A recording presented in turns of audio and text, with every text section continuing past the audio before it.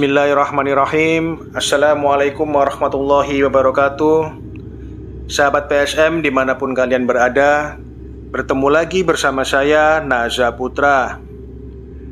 Pada kesempatan kali ini, saya akan menceritakan sebuah kisah yang dikirim oleh sahabat PSM yang bernama Erik.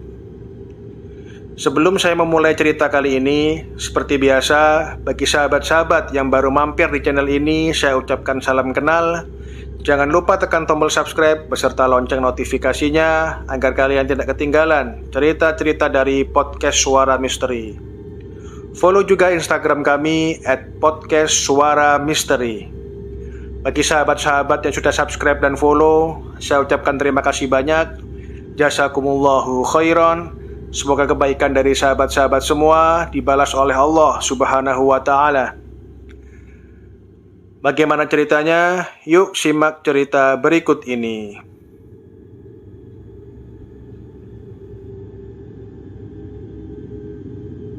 Nah, untuk cerita kali ini dikirim oleh sahabat PSM yang bernama Erik. Erik ini tinggal dan besar di kota Surabaya, Jawa Timur. Cerita ini terjadi di sekitaran tahun 2013. Nah, di kota Surabaya ini ada sebuah museum yang dikenal dengan Museum Kesehatan. Museum Kesehatan ini di dalamnya banyak sekali organ-organ manusia yang sudah diawetkan. Mungkin itu organ-organ manusia yang ditemukan tanpa identitas atau Mr. X. Dan di situ juga ada alat-alat kesehatan zaman dahulu. Dan ada juga alat seperti alat santet. Tapi sebenarnya itu adalah alat untuk pengobatan. Sebelum ditemukan alat-alat pengobatan yang canggih seperti zaman sekarang, untuk mengobati penyakit-penyakit tertentu, bukan untuk santet yang sekarang ini lagi rame ya. Mungkin pengobatan ini zaman sekarang dikenal dengan sebutan pengobatan alternatif. Dan museumnya ini dibuka untuk umum, semua orang boleh masuk. Nah, karena di dalamnya isinya barang-barang seperti itu, akhirnya museum ini diberi julukan Museum Santet. Dan museum ini juga lokasinya jadi satu dengan salah satu rumah sakit di Surabaya. Nah, pada waktu itu Erik ini punya teman baik, sebut saja namanya Fendi. Nah, kakek dari Fendi itu adalah kepala dari balai kesehatan yang bertugas di museum itu. Jadi si Fendi ini mulai kecil sudah biasa main di museum itu, sering ikut kakeknya kerja. Nah, diajaklah si Erik ini sama si Fendi untuk masuk ke museum santet itu. Di sana Erik ya lihat-lihat biasa, dan awalnya nggak terjadi apa-apa. Tapi sejak awal masuk memang suasananya sudah menyeramkan. Di dalam museum itu ada sebuah ruangan tertutup yang Erik ini juga nggak tahu itu ruangan apa, entah kamar mandi atau apa, dan nggak boleh dimasuki oleh siapapun, terkunci, dan itu tidak tahu penyebabnya apa. Dan Erik ini juga masuk ke ruangan-ruangan kantor yang ada di museum itu. Di sana juga dipajang foto-foto pendiri museum dan pemimpin-pemimpin museum mulai awal dulu museum ini berdiri. Nah, singkat cerita, setelah pulang dari museum itu, setibanya di rumah, Erik ini langsung merasakan badannya ini nggak enak, meriang, dan demam tinggi. Erik mencoba meredakan sakit itu dengan obat-obatan medis, tapi sampai 3 hari, Erik ini nggak sembuh-sembuh. Nah, di hari ketiga Erik ini sakit, nggak tahu kenapa, tiba-tiba Erik ini pengen nelpon si Fendi. Ditelepon si Fendi dan Erik ini mengatakan, "Bro, aku lagi sakit ini. Sepulang dari museum kemarin sampai rumah, aku langsung sakit. Kenapa ya aku ini?"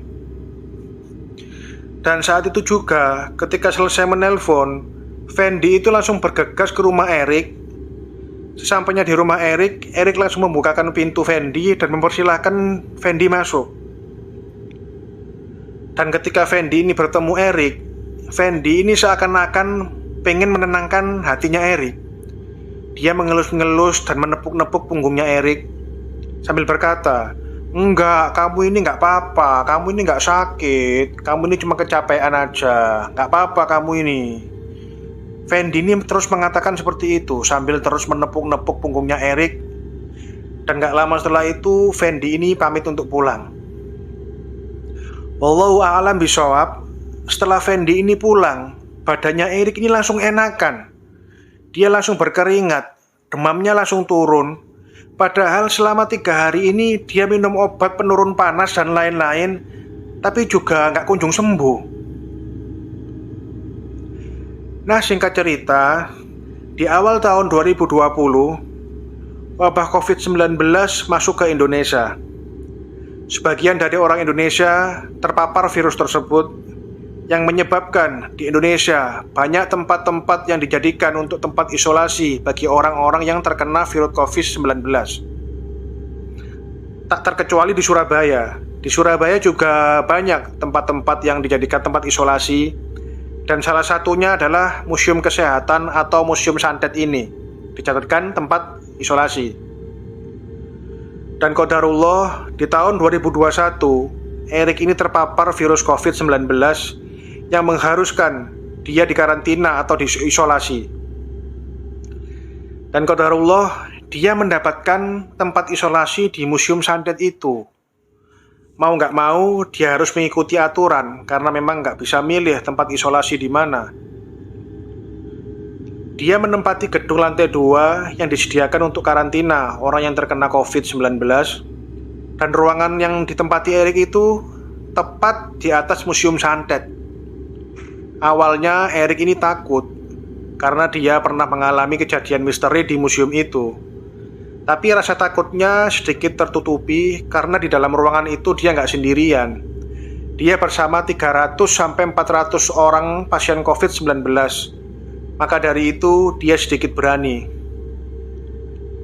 Dan pada suatu malam, sekitaran pukul 12, Erik ini kepingin buang air kecil. Dan jalanlah dia menuju toilet. Di sana ada beberapa toilet yang berjejer dan ada satu yang tertutup. Erik mengiranya di dalam itu ada orangnya. Dan akhirnya masuklah Erik ke kamar mandi sebelahnya yang terbuka.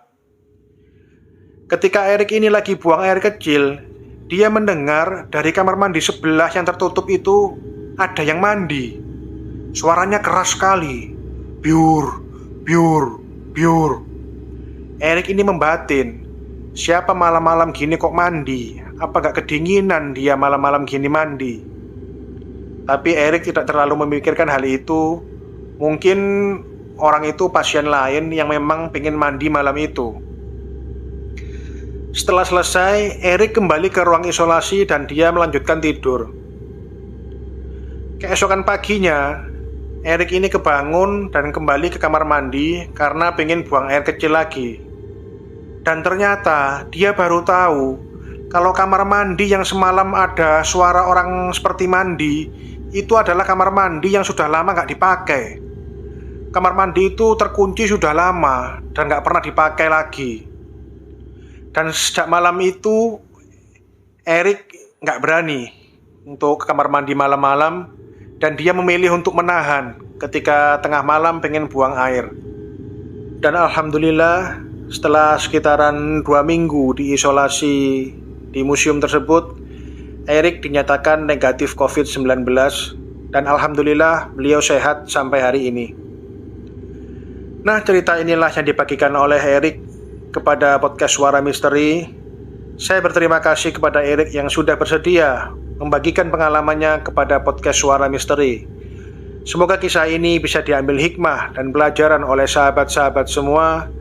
Mohon maaf kalau ada salah-salah kata. Wassalamualaikum warahmatullahi wabarakatuh.